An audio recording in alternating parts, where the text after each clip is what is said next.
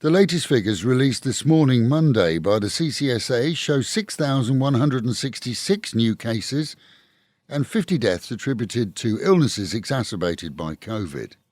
The weekend combination over 2 days saw 12,000 new cases and 85 deaths.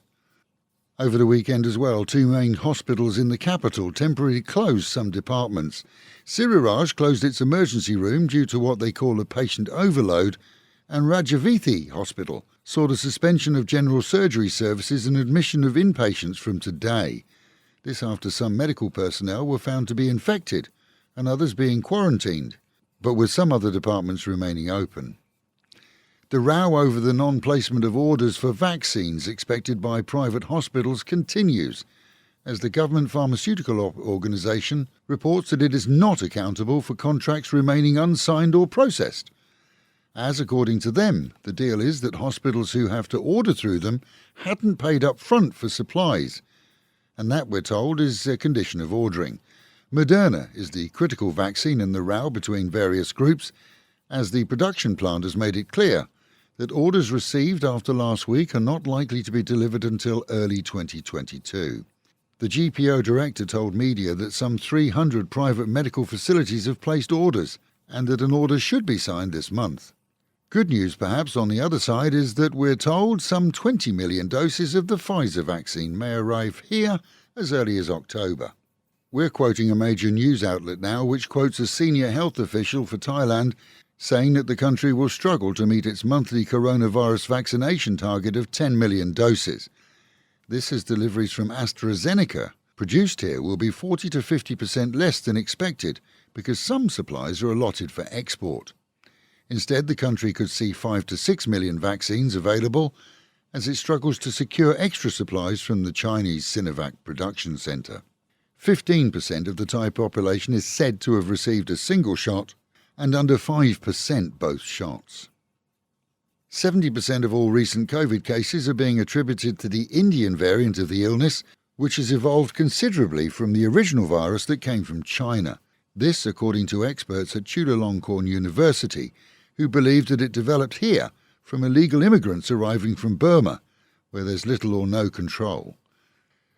Anti-government demonstrators at the weekend saw a unique situation as both so-called yellow and red shirt supporters independently protest against the current government on the same day.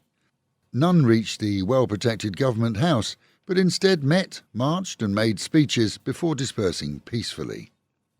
And in Prachuap Khiri Khan, a 61-year-old Italian and his Thai counterpart saw their home under siege by police investigating an online site that sold fake Viagra.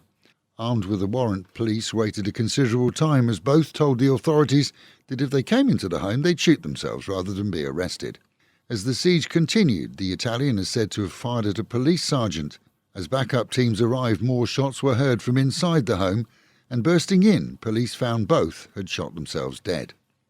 Meanwhile at home, and close to 570 COVID cases were reported over the weekend, but that may be the tip of the iceberg, as local public hospitals refuse to test people who visit after coming into contact with others who subsequently failed testing.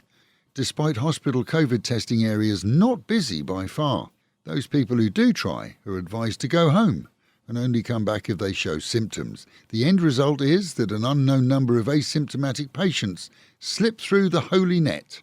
Most of the test reports we receive are the result of active testing in areas such as workplaces, camps and markets, and rarely, if ever, include walk-in prospective patients. Early this morning, our province of Chonburi reported 279 new cases, with 102 of those within our own region of Banglamung.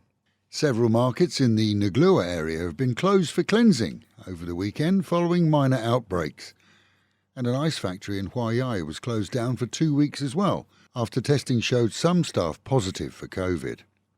A survey of parents at fee-paying schools revealed considerable anger at little or no discounts on their children's school fees.